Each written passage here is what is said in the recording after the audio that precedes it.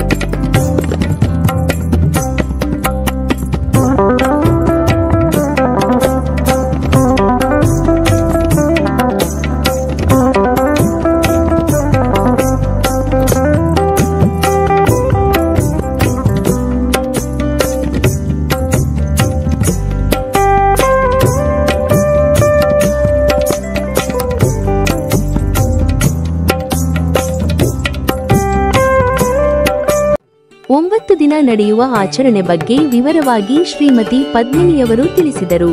ಜಯ ಜಯ ಶಂಕರಿ ಜಯ ಭಯಂಕರಿ ಶ್ರೀ ಬನಶಂಕರಿ ಜಗದಂಬೆ.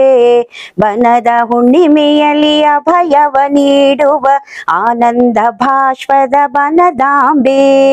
ಕೈಂಕರ ದಾತೆ ಸೌಕರ್ಯ ಮಾತೆ ಶ್ರೀ ಶಿವಶಂಕರಿ ಜಯ ಅಂಬೆ. ನಿಂಬೆ ಹಣ್ಣಿನ ಹಾರಕ್ಕೆ ಒಲಿಯುವ ನಾರಾವತಾರಿಣಿ ಶರಣೆಂಬೆ. ಎಲ್ಲರಿಗೂ ನಮಸ್ಕಾರ. ನಾನು ಶ್ರೀಮತಿ ಪದ್ಮಿನಿ ಪ್ರಹ್ಲಾದ್ ಕುಲಕರ್ಣಿ ಅಂತ. ನಾನು ಈಗ ಹಾಡಿದಂಥ ಸ್ತೋತ್ರದಿಂದನೇ ನಿಮ್ಗೆ ಈಗಾಗಲೇ ಗೊತ್ತಾಗಿರ್ಬೇಕು. ತಾಯಿ ಸಹನೆಗೆ, ಶಾಂತಿಗೆ, ಭಕ್ತಿಗೆ, ಮುಕ್ತಿಗೆ ಹೆಸರಾಗಿರುವಂತಹ ಶಕ್ತಿ ದೇವಿ ಶಾಕಾಂಬರಿ ಕಷ್ಟವನ್ನು ಓಡಿಸುವಂತಹ ಮಾತೆ, ಸೌಭಾಗ್ಯವನ್ನು ನೀಡುವಂತಹ ಸೌಭಾಗ್ಯ ಮಾತೆ, ವರವನ್ನು ನೀಡುವ ವರಶುಭ ದಾತೆ, ಭಾಗ್ಯವನ್ನು ಕೊಡುವಂತಹ ಭಾಗ್ಯದಾತೆ. ಇಂತಹ ತಾಯಿ ಬನಶಂಕರಿ ದೇವಿಯ ನವರಾತ್ರಿಯ ಹಬ್ಬವನ್ನ ನಮ್ಮ ಪ್ರಜಾನಗರದ ಶ್ರೀಮತಿ ಶ್ರೀ ಪರಿಮಳ ವೆಂಕಟೇಶ್ ಕುಲಕರ್ಣಿ ಇವರ ಮನೆಯಲ್ಲಿ ಹಬ್ಬದ ವಾತಾವರಣ ನಡೀತಾ ಇದೆ, ಹಬ್ಬದ ಆಚರಣೆ ನಡೆಸ್ತಾ ಇದ್ದಾರೆ. ನಿಜವಾಗ್ಲೂ ಹೇಳ್ಬೇಕಂದ್ರೆ ಇದು ಹಬ್ಬ ಅಂತ ಹೇಳಿದ್ರೆ ಇದು ಸ್ವಲ್ಪ ಕಡಿಮೆ ಅನ್ಸತ್ತೆ. ಇದನ್ನ ಆಕ್ಚುಲಿ ನವರಾತ್ರಿ ಉತ್ಸವ ಅಂತಾನೆ ಹೇಳ್ಬೇಕು. ವಿಜೃಂಭಣೆಯಿಂದ ಈ ನವರಾತ್ರಿ ಉತ್ಸವವನ್ನ ಇವರು 9 ದಿವಸಗಳ ಕಾಲ ಇವರ ಮನೆಯಲ್ಲಿ ನೆರವೇರಿಸ್ತಾರೆ. ಇವರ ತಂದೆಯವರ ಕಾಲದಿಂದಲೂ ಕೂಡ ಈ ನವರಾತ್ರಿ ಹಬ್ಬವನ್ನ ಆಚರಣೆ ಮಾಡಿಕೊಂಡು ಬರ್ತಾ ಇದ್ದಾರೆ. ಅದೇ ರೀತಿಯಾಗಿ 9 ದಿವಸ ದಿನಾಂಕ 7/1/2025 ಇದು ಪ್ರಾರಂಭವಾಗಿದೆ. ಪ್ರತಿ ದಿವಸ ವಿವಿಧ ರೀತಿಯ ಅಲಂಕಾರವನ್ನ ಮಾಡಿರ್ತಾರೆ. ಅದರಲ್ಲೂ ಹುಣ್ಣಿಮೆ ದಿನ ಇದು ಮುಕ್ತಾಯ ಆಗತ್ತೆ. ಅವತ್ತಿನ ದಿವಸ ಸತ್ಯನಾರಾಯಣದ ಪೂಜೆಯೊಂದಿಗೂ ಕೂಡ ಈ ಕಾರ್ಯಕ್ರಮವನ್ನ ಮುಕ್ತಾಯ ಮಾಡ್ತಾರೆ. ಅದೇ ರೀತಿಯಾಗಿ ತಾಯಿ ಏಕರೂಪಿಣಿ, ಇವರು ದಿನ ಬೇರೆ ಬೇರೆ ರೀತಿಯ ಅಲಂಕಾರ ಮಾಡಿದ್ರು ಕೂಡ ಆದ್ರೆ ಯಾವುದೇ ಅವತಾರವನ್ನ ತಾಯಿ ತಾಳೋದಿಲ್ಲ.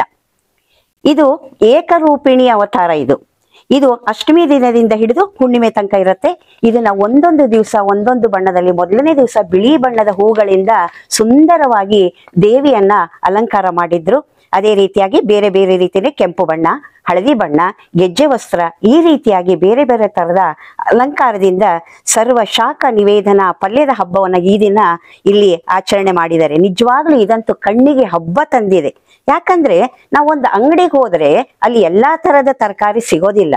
ಆದ್ರೆ ಇವರು ಎಲ್ಲೆಲ್ಲಿಂದ ತಂದಿದ್ದಾರೆ ಈ ತಾಯಿನ ಅಲಂಕಾರ ಮಾಡಕ್ಕೆ ಅನ್ನೋದು ನಿಜವಾಗ್ಲೂ ಗೊತ್ತಿಲ್ಲ. 108 ತರದ ತರಕಾರಿಗಳನ್ನ ನೋಡಿ, ಇಲ್ಲಾಗ್ಲೇ ಎಷ್ಟು ಚೆನ್ನಾಗಿ ಅಲಂಕಾರ, ಬಾಗಿಲಿನಿಂದಲೇ ಇದನ್ನ ಅಲಂಕಾರವನ್ನ ಮಾಡ್ಕೊಂಡ್ ಬಂದಿದ್ದಾರೆ. ಎಲ್ಲ ತರಕಾರಿಯಿಂದ ಅಲಂಕಾರವನ್ನ ಮಾಡಿದ್ದಾರೆ. 108 ತರದ ತರಕಾರದ ಅವತಾರವನ್ನ ಇಲ್ಲಿ ತೋರಿಸಿದ್ದಾರೆ. ಅದೇ ರೀತಿ ನಿಜ ಹೇಳ್ಬೇಕಂದ್ರೆ ನಿಜ ಎಲ್ಲರಿಗೂ ಇದು ಕಣ್ಣಿಗೆ ಹಬ್ಬವನ್ನ ಉಂಟು ಮಾಡಿದೆ ಅನ್ನೋದ್ರಲ್ಲಿ ಬೇರೆ ಮಾತೇ ಇಲ್ಲ. ಇದು ನೀವು ತಿಳ್ಕೊಬಹುದು, ಯಾವುದೇ ತರದ ಆಡಂಬರಕ್ಕಲ್ಲ, ಶೋಕಿಗಲ್ಲ, ಜಾಹೀರಾತಿಗಂತೂ ಅಲ್ಲವೇ ಅಲ್ಲ. ಯಾಕಂದ್ರೆ ಇವರು ಪ್ರತಿ ವರ್ಷ ಇದೇ ರೀತಿಯಾಗಿ ನಡೆಸ್ತಾರೆ. ನಾವು ಇಲ್ಲಿ ಎಲ್ಲರೂ ಬಂದಿರ್ತೀವಿ. ದಿನ ಇವರು 9 ದಿವಸದಲ್ಲಿ ಒಂದು ದಿವಸದಲ್ಲಿ ಏನಿಲ್ಲ ಅಂದ್ರೆ 50 ಜನ ಪ್ರಸಾದದ ವ್ಯವಸ್ಥೆಯನ್ನ ಮಾಡಿರ್ತಾರೆ.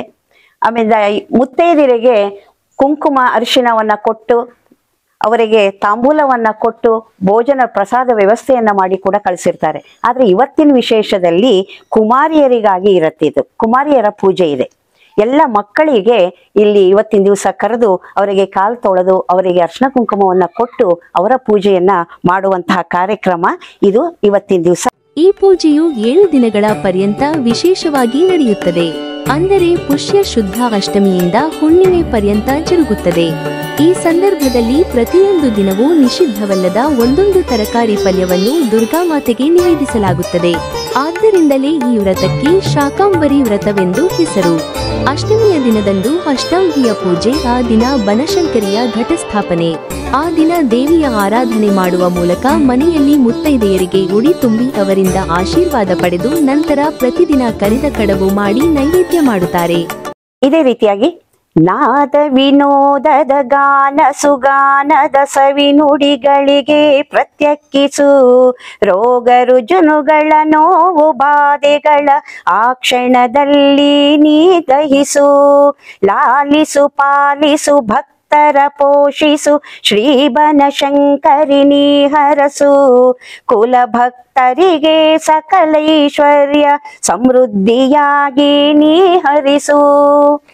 ಶ್ರೀಮತಿ ಹಾಗೂ ಶ್ರೀ ಪರಿಮಳಾ ವೆಂಕಟೇಶ್ ಕುಲಕರ್ಣಿಯವರು ತಮಗೋಸ್ಕರ ಅಲ್ಲ, ತಮ್ಮ ಕುಟುಂಬ ಮಾತ್ರ ಇವರು ಈ ಸೇವೆಯನ್ನ ಮಾಡ್ತಿರೋದಿಲ್ಲ.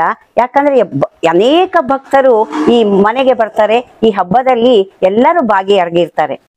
ಮಾರಿನ ದಿನ ನವಮಿ ದಿನ ನವದುರ್ಗ ಆಗಿ ಪೂಜೆಗೊಳ್ಳುವಳು. ದಶಮಿಯ ದಿನ ದಾನವರನ್ನು ಸಂಹರಿಸಿರುವುದರಿಂದ ಆ ದಿನ ನಿಂಬೆಹಣ್ಣಿನ ಹಾರವನ್ನು ಹಾಕಿ ಪೂಜೆ ಮಾಡುವುದು. ಏಕಾದಶಿ ದಿನ ಲೋಕಮಾತೆಯಾಗಿ ಪೂಜೆ. ದ್ವಾದಶಿ ದಿನ ಹೂವಿನಿಂದ ಅಲಂಕಾರ. ತ್ರಯೋದಶಿ ದಿನದ ವ್ರತವನ್ನು ಮಾಡಿ ಪೂಜೆ ಮಾಡುವರು. ಚತುರ್ದಶಿ ದಿನದಲ್ಲಿ 108 ತರಹದ ಕಾಯಿಪಲ್ಯದಿಂದ ಬನಶಂಕರಿ ದೇವಿಯನ್ನು ಅಲಂಕಾರದಿಂದ ಅಲಂಕರಿಸುತ್ತಾರೆ. ಎಲ್ಲ ತರಹದ ತರಕಾರಿಯಿಂದ ಮನೆಯ ಮುಂಭಾಗದಿಂದ ದೇವರ ಮನೆಯವರೆಗೂ ಅಲಂಕಾರ ಮತ್ತು ರಂಗೋಲಿಯೊಂದಿಗೆ ಅಲಂಕರಿಸುತ್ತಾರೆ. ಈ ತರಕಾರಿ ಉತ್ಸವದಲ್ಲಿ ಬನಶಂಕರಿ ದೇವಿಗೆ 108 ವಿಧದ ತರಕಾರಿಗಳಿಂದ ತಯಾರಿಸಿದ ಖಾದ್ಯಗಳನ್ನು ಸಮರ್ಪಿಸುವ ಮೂಲಕ ತಮ್ಮ ಕೃತಜ್ಞತೆ ಅರ್ಪಿಸುತ್ತಾರೆ. ಈ ಋಣ ಸಂದಾಯದ ಹಬ್ಬವನ್ನು ಪಲ್ಯದ ಹಬ್ಬವೆಂದೇ ಹೇಳಲಾಗುತ್ತದೆ. ಇಲ್ಲಿ ಪ್ರತಿ ವರ್ಷ ಪರಿಮಳಾ ಕುಲಕರ್ಣಿ ಅವರನ್ನವ್ರ ಮನೆಯೊಳಗೆ ಈ ಬನಶಂಕರಿದು ದೀಪದ ಘಟ್ಟ ಹಾಕ್ತಾರೆ. ಪ್ರತಿ ವರ್ಷನೂ ವಿಜೃಂಭಣೆಯಿಂದ ಮಾಡಿ ನಾವು ಪ್ರತಿ ವರ್ಷ ಅಡುಗೆ ಅಂತ ಕರೆದಿರ್ತಾರೆ. ಎಲ್ಲ ಹಣ್ಣು ಹಂಪಲಾಯಿ ಕಾಯಿ ಪಲ್ಯ ಎಲ್ಲ ಕರೆಕ್ಟಾಗಿ ಇದು ಮಾಡಿಕೊಂಡು ಪ್ರತಿ ವರ್ಷನೂ ನಾವು ಚೆನ್ನಾಗಿ ಮಾಡಿಕೊಡ್ತೀವಿ ಅವ್ರಿಗೆ. ಅವರ ಸಹಕಾರದಿಂದ ದೇವರವ್ರಿಗೆ ಆಯುಷ್ಯ ಆರೋಗ್ಯ ಎಲ್ಲ ಕೊಟ್ಟು ಕಾಪಾಡಲಿ ಅಂದ್ಕೊಂಡು ದೇವರಲ್ಲಿ ನಾನು ಬನಶಂಕರ ತಾಯಿಯಲ್ಲಿ ಕೇಳ್ಬೋದು. ಹುಣ್ಣಿಮೆ ದಿನದಂದು ಹೆಣ್ಣು ಮಕ್ಕಳಿಗೆ ಉಡಿ ತುಂಬಿ ಆ ಮಕ್ಕಳಿಂದ ಆಶೀರ್ವಾದ ಪಡೆದು ಜೊತೆಗೆ ಮಕ್ಕಳಿಗೆ ವಿಶೇಷವಾಗಿ ವಿವಿಧ ಪಲ್ಯವನ್ನು ಮಾಡಿದ ಭಕ್ಷ್ಯ ಭೋಜನವನ್ನು ನೈವೇದ್ಯ ಮಾಡುತ್ತಾರೆ.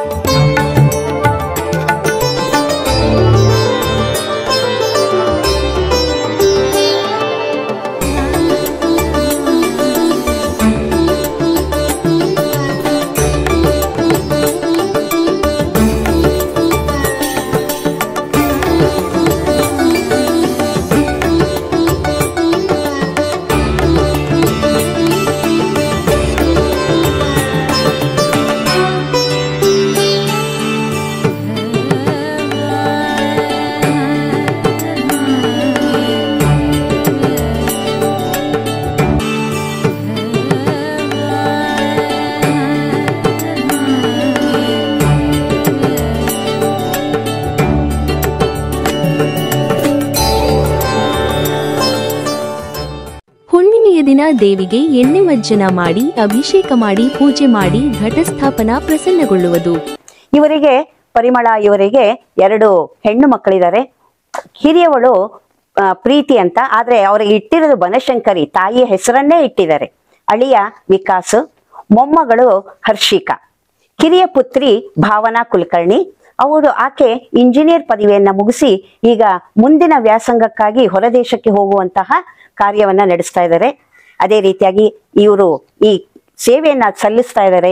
ಅವರಿಗಷ್ಟೇ, ಅವ್ರ ಕುಟುಂಬಕ್ಕಷ್ಟೇ ಅಲ್ಲ, ಇಲ್ಲಿ ಬಂದಂತ ಎಲ್ಲ ಭಕ್ತಾದಿಗಳಿಗೂ ಕೂಡ ಸಕಲ ಸಂಪತ್ತು, ಐಶ್ವರ್ಯ, ಆರೋಗ್ಯ, ಆಯುಷ್ಯು ಎಲ್ಲವನ್ನ ನೀಡ್ಲಿ ಅಂತ ದೇವಿಯನ್ನ ಕೇಳ್ಕೊತಾ, ಎಲ್ಲರಿಗೂ ಏನೇನು ಇವರು ಬೇಡಿಕೆಗಳಿದೆ ಈ ಕುಟುಂಬದವರಿಗೆ, ಭಕ್ತಾದಿಗಳಿಗೆ, ಆ ಎಲ್ಲ ಬೇಡಿಕೆಗಳು ನೆರವೇರ್ಲಿ ಅಂತ ಹೇಳಿ, ಶರಣು ಶರಣು ಸಾವಿರ ಶರಣು ಶ್ರೀ ಬನಶಂಕರಿ ಪಾಹಿ ಮಾಂ, ರಕ್ಷಿಸು ರಕ್ಷಿಸು ತ್ರಿಲೋಕ ರಕ್ಷಿಸು ಶ್ರೀಯ ಭಯಂಕರಿ ಪಾಹಿ ಮಾಂ, ಮಂಗಳ ಮಂಗಳ ಜಯ ಶುಭ ಮಂಗಳ ಶ್ರೀ ಬನಶಂಕರಿ ಜಯ ಮಂಗಳ, ಮಂಗಳ ಮಂಗಳ ಜಯ ಶುಭ ಮಂಗಳ ಪರಶಿವನೊಡತಿಗೆ ಶುಭ ಮಂಗಳ.